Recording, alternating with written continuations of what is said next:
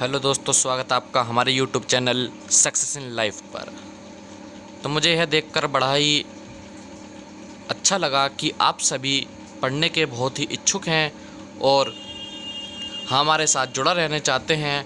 इसके लिए आपका बहुत बहुत धन्यवाद।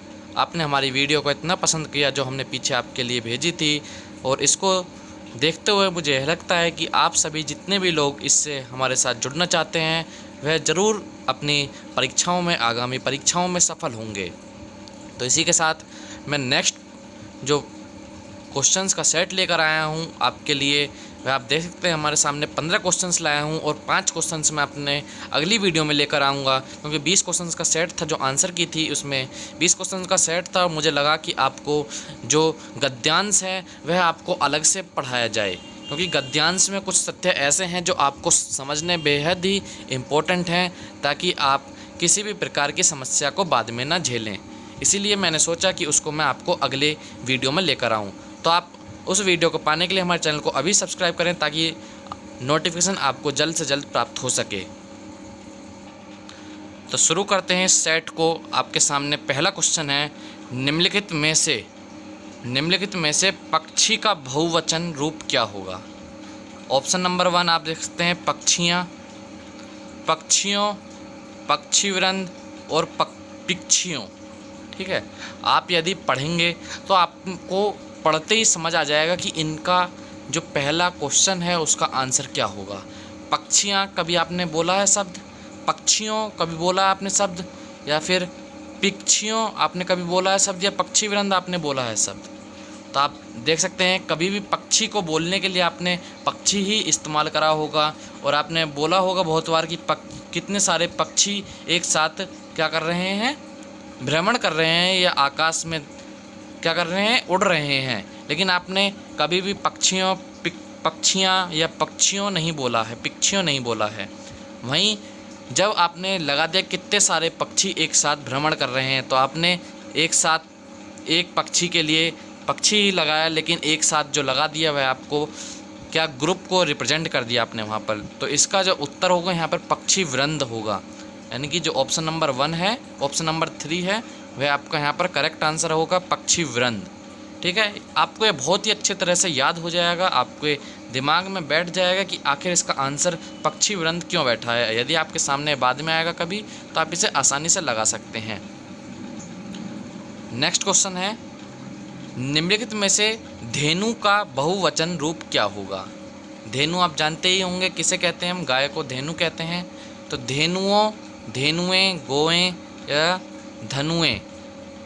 तो आपने कौन सा शब्द बोला होगा धेनु के लिए, आप पढ़ते ही समझ जाएंगे इसमें कि क्या आना है। धेनुएं आएगा, धेनुओं आएगा, या फिर गोए आएगा, या फिर धनुएं आएगा।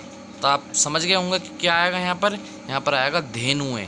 जो धेनुएं शब्द है वह धेनु का बहुवचन शब्द है। आपको बहुवचन में ज़्यादा कंफ्यूज नहीं होना, केवल आपका पढ़ाया जो आपने कभी सुना होगा, कोई ज़्यादा अच्छा शब्द लग रहा है, वही आपका यहाँ पर क्या हो जाएगा, राइट आंसर। नेक्स्ट क्वेश्चन, शायद कभी गन्ने खाने को मिले। तो यह वाक्य किस काल का है। तो यह वाक्य किस काल का है, पूर्ण भूतकाल, भूतकाल, वर्तमान काल, संभाव्य भविष्य काल। तो मैं आपको इसमें एक बात बता दूं कि जब कहीं भी शायद लिखा आ जाए किसी भी वाक्य में, तो वह क्या, संभाव्य काल का है, संभाव्य वाक्य है वह। ठीक है, और अब काल देखना कि भविष्य काल, वर्तमान काल, भूतकाल है। तो यह क्या कह रहा है, शायद कभी खाने को मिले। ठीक है, शायद कभी गन्ने खाने को मिले, यानी कि फ्यूचर की वह सोच रहा है, इस फ्यूचर में हमें कभी खाने को मिले। तो आंसर क्या हो जाएगा यहाँ पर हमारा, क्या, संभाव्य भविष्य काल। ठीक है, option number 4 is right. Okay, now next पर चलते हैं। भवदीय का स्त्रीलिंग शब्द कौन सा होगा। आपने अपनी 10वीं से पहले यानी कि 8वीं से पहले तक की कक्षाओं में कभी लेटर लिखा हो, पत्र लिखा हो, तो आपको याद होगा कि जितनी भी जो फीमेल्स हैं वो क्या लिखती हैं, भव दिया। ठीक है, भव दिया, कौन सा, भव दिया। ठीक है, और जो लड़के हैं वह क्या लिखते हैं, मेल क्या लिखते हैं, भव दिया। तो यहाँ पर भव दिया क्या है, ये है। तो ये ऑप्शन नंबर 2 यहाँ पर केवल आ का डंडा लग जाएगा और आपका यह आंसर करेक्ट हो जाएगा। नेक्स्ट क्वेश्चन पर चलते हैं। जब कोई शब्द वाक्य में लिखने से छूट जाए और उस शब्द को वाक्य के ऊपर लिखा जाए तो ऐसे में उस शब्द की ओर संकेत करने के लिए किस विराम चिन्ह का प्रयोग किया जाता है। यानी कि यदि यहाँ से कोई शब्द छूट गया तो हम एक साइन इस तरह से बनाकर ऊपर लिख देते हैं कि यह हमारा यहाँ पर छूट चुका है। ठीक है, तो वह जो यह साइन है इसको क्या कहते हैं? तो इसको क्या कहते हैं? हम इसको कहते हैं हंस पद चिन्ह। तो यह चिन्ह याद कर लेने हैं आपको, जितने विराम चिन्ह हैं ये सभी आपको याद कर लेने हैं। ये कौन सा चिन्ह है? नाउ संतोषी सदैव सुखी रहते हैं, यह किस प्रकार का वाक्य है? मैंने आपको अपनी पिछली वीडियो में बताया था, यदि केवल एक ही वाक्य है तो वह कौन सा हो जाएगा? सरल वाक्य है। यदि 2 वाक्य हैं और दोनों अलग अलग लिखे जा सकते हैं और उनका अर्थ समझ में आ सकता है तो वो कौन सा आ जाएंगे? संयुक्त वाक्य हो जाएंगे। और यदि दोनों जो यह वाक्य है और यह वाक्य एक दूसरे पर निर्भर करते हैं तो वह कौन सा हो जाएगा? मिश्र वाक्य हो जाएगा। ठीक है, वह कौन सा? मिश्र वाक्य। तो यह कौन सा वाक्य हो गया यहाँ पर? हमारा सरल वाक्य। ठीक है, ऑप्शन नंबर 4 यहाँ पर करेक्ट है, सरल वाक्य। लोकोक्ति के लिए मैं आपको बता दूं, लोकोक्ति याद करना जरूरी नहीं है, लेकिन जो लोकोक्ति हमारे सामने लिखी हुई है उसी के अंदर ही हमारा उत्तर छिपा हुआ होता है। लोकोक्ति और मुहावरे दोनों ही बड़ी आसान चीज़ें हैं जिनको आप देखते ही क्वेश्चन के अंदर सोल्व कर लेंगे। इसको आपको कहीं से अलग से पढ़ने की जरूरत नहीं है। जैसे हमारे सामने पहली लोकोक्ति है, नया 9 दिन पुराना 100 दिन, यानी कि नई 9 दिन और पुरानी 100 दिन की। ठीक है, तो यहाँ पर मतलब क्या आया निकल के? नई 9 दिन चलती है, पुरानी 100 दिन चलती है। तो इसका इन चारों में से क्या उत्तर होगा? आप सोच के खुद ही बता सकते हैं मेरे को। मैं चौथा ऑप्शन पढ़ता हूँ। नई वस्तु का विश्वास नहीं, पुरानी वस्तुएं टिकाऊ होती हैं। पुरानी वस्तुएं टिकाऊ नहीं होती। नई वस्तुओं में विश्वास, पुरानी वस्तुएं खराब। नई वस्तुओं में विश्वास, पुरानी वस्तुओं में 100 दिन का विश्वास। ठीक है, तो यहाँ से आप समझ गए होंगे कि नई वस्तु का विश्वास नहीं होता क्योंकि नई 9 दिन चलती है, पुरानी 100 दिन चलती है, तो पुरानी वस्तु टिकाऊ होती है। तो यहाँ से आप इसको सोल्व कर सकते हैं आसानी से। लोकोक्ति के अंदर ही उत्तर लिखा हुआ है। नेक्स्ट क्वेश्चन, जो सत्यवान है, सत्यवान शब्द का स्त्रीलिंग क्या होगा? ठीक है, यहाँ पर स्त्रीलिंग पूछा है सत्यवान का, तो सत्यानी होगा, सत्यवादी होगा, या सत्यमती होगा, या सत्यवाणी होगा? क्या होगा?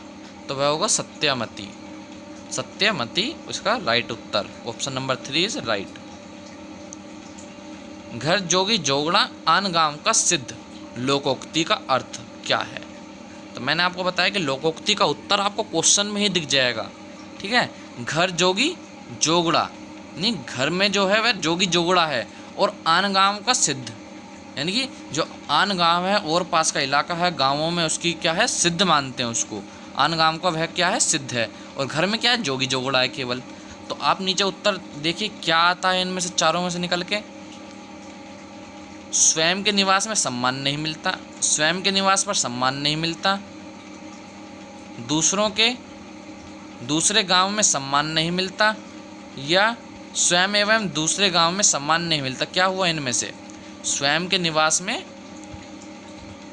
सम्मान मिलता है या स्वयं के निवास में सम्मान नहीं मिलता है, यानी कि आन गांव का सिद्ध है लेकिन घर में क्या है? आन जोगी जोगड़ा। ठीक है, तो यह क्या हुआ? इसका ऑप्शन नंबर 2 इज़ करेक्ट। स्वयं के निवास पर सम्मान नहीं मिलता। यह आपने कभी वीडियोज़ भी देखी होंगी, फ़नी वीडियोज़ आती रहती हैं, तो वहाँ क्या कहते हैं कि दोस्त पूछता अपने दोस्त से कहता है वह कि जहाँ इज्जत ना मिले वहाँ जाना नहीं चाहिए। तो वह क्या कहता? अब क्या मैं अपने घर भी ना जाऊँ? यानी कि स्वयं के निवास स्थान पर उसे सम्मान नहीं मिलता है। तो आप वहाँ से इसको याद कर सकते हैं। लोकोक्ति बड़ी ही वहाँ पर प्रयुक्त होती है और बड़ी ही अच्छी तरह से फिट बैठती है। नेक्स्ट है, किसी बड़े शब्द को संक्षेप में लिखने के लिए शब्द का पहला अक्षर लिखकर उसके आगे किस चिन्ह का उपयोग या प्रयोग होता है? तो मैं आपको बता दूं किस चिन्ह का होता है। मैं आपको दिखा देता हूं कि जब हम जैसे कंप्यूटर लिखते हैं या कंप्यूटर नहीं, रीड ओनली मेमोरी के लिए क्या लिखते हैं, ROM लिखते हैं। इसी तरह से हम इसको हिंदी में भी लिख सकते हैं, R फिर O फिर मैं, ठीक है। तो क्या लिखते हैं, एक जो इनके बीच में यह पॉइंट लगाते हैं हम, यह पॉइंट जो लगाते हैं, इसको पूछा हुआ है कि यह कौन सा चिन्ह है। तो मैं बता दूं, यह हमारा क्या है, लाघव चिन्ह है। लाघव, आप इसको कैसे याद कर सकते हैं मैं बता देता हूँ। लघु प्रश्न का उत्तर दिया होगा आपने अपने कक्षा में, जब आपने अपनी हिंदी की कक्षा में पढ़ाई करी होगी, तो वहाँ पर क्वेश्चन आते थे कि इस क्वेश्चन का उत्तर आप लघु में दीजिए, लघु उत्तरों का क्वेश्चन दीजिए। लघु का मतलब क्या है, छोटा, ठीक है। तो वह छोटा कहाँ से आया निकल कर, यहीं से निकल कर आया, किसी शब्द को छोटा करके लिख दिया, वह लाघव चिन्ह कहलाएगा, ठीक है। नेक्स्ट क्वेश्चन है, टोपी उछालना मुहावरे का अर्थ क्या है। इसको पहले मैं आपको समझाता हूँ। यदि आप अपने किसी दोस्त की जाकर भरी महफिल में एकदम उसकी टोपी जो है, जो टोपी है उसको उछाल देंगे, तो उसका क्या उड़ा रहे हैं आप, मजाक उड़ा रहे हैं एक तरह से। तो मजाक उड़ाना यहाँ पे क्या हो गया, ऑप्शन चारों पढ़िए, बहाने बनाना, सेखियाँ जमाना, सम्मानित करना या अपमानित करना। आप समझ चुके होंगे, ऑप्शन नंबर 4 इज़ राइट, अपमानित करना, ठीक है। नेक्स्ट क्वेश्चन पर चलते हैं। महादेवी वर्मा ने कविताएं लिखी, यह वाक्य किस काल का है।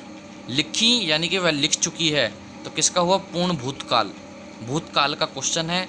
लिख रही नहीं है, लिखती है नहीं है, अब यह लिखी यानी कि वह लिख चुकी है। आप समझ सकते हैं क्या है, पूर्ण भूतकाल का उत्तर है, भूतकाल से आया है और कोई इनमें भूतकाल का नहीं है ऑप्शन। आंखें फेर लेना, अब भाई जी आप समझ सकते हैं, यदि आप कहीं ऐसी मुसीबत में पड़े हैं और आपने अपने दोस्तों की तरफ देखा, उनसे मदद चाहते हैं और उन्होंने अपनी आंखों को फेर लिया, तो वह क्या हो गया, वह तुम्हारे अनुसार काम नहीं कर रहा, वह तुम्हारे क्या हो गया, प्रतिकूल हो गया, तुम्हारे विरुद्ध काम कर रहा है, ठीक है। तो यहाँ पे देख सकते हैं क्या होगा, पहला ऑप्शन अनदेखा करना, अनुकूल होना, धोखा देना या प्रतिकूल होना। अब वह प्रतिकूल हो चुका है, वह धोखा नहीं दे रहा आपको, प्रतिकूल हो चुका है, ठीक है। नेक्स्ट क्वेश्चन, दो शब्दों को जोड़ने के लिए किस चिन्ह का प्रयोग किया जाता है। जैसे हम दिन और रात लिखते हैं, तो यह जो चिन्ह लगा, इस चिन्ह को क्या कहते हैं। दो शब्द हमने यहाँ जोड़ दिए, तो इसको क्या कहेंगे, इसको कहेंगे हम क्या, योजक चिन्ह, ठीक है। इस चिन्ह का नाम है योजक चिन्ह। यह चिन्ह बहुत ज़्यादा आते हैं, केवल 8 से 10 चिन्ह हैं, इनमें से आपको 2 क्वेश्चन मिल जाएंगे, 2 नंबर आपके पक्के हो जाएंगे। इसको तो ज़रूर याद कर लें एक तरह से जाकर, ठीक है। किसी भी पुरानी किताब को उठाकर देख लीजिए, किसी भी इंटरनेट की साइट पर देख लीजिए, लेकिन इनको ज़रूर याद कर लें, यह आपके बहुत ही काम आने वाले हैं। नेक्स्ट क्वेश्चन देखते हैं, हथेली पर सरसों जमाना मुहावरे का अर्थ क्या है। अब भाई जी आप खुद समझ सकते हैं, हथेली पर आपने सरसों उगा दी, ठीक है, हथेली पर ही आपने सरसों उगा दी, तो इसका क्या मतलब है, आपने बहुत ही कठिन काम जो है अपनी हथेली पर करके दिखा दिया, ठीक है। असंभव काम करना, पश्चाताप करना, हार मान लेना या असर पड़ना। तो यहाँ से क्या उत्तर आया आपका निकल के, असंभव काम कर दिया उसने, हथेली पर क्या कर दी, सरसों जमा दी। वह कैसा काम है, असंभव काम है। तो मैं आपको बता दिया, मुहावरे और लोकोक्ति जो है वह आपको ज़्यादा पढ़ने की ज़रूरत नहीं है, आप उसे क्वेश्चन में ही उसका उत्तर छुपा हुआ है, आप उसको वहीं से कर सकते हैं। तो इनके पीछे ज़्यादा ना पड़ें, जो चीज़ें मैंने बताई हैं उनको ज़रूर याद कर लें। आने वाले टाइम में मैं आपके लिए बहुत ही बेहद ही इम्पोर्टेंट ऐसी ही नई नई बातें लेकर आऊँगा, नई नई इन्फॉर्मेशन लेकर आऊँगा जो आपके एग्ज़ाम में बहुत ही हेल्पदायक रहेंगी, ठीक है। चलता हूँ, विदा लेता हूँ आपसे, धन्यवाद।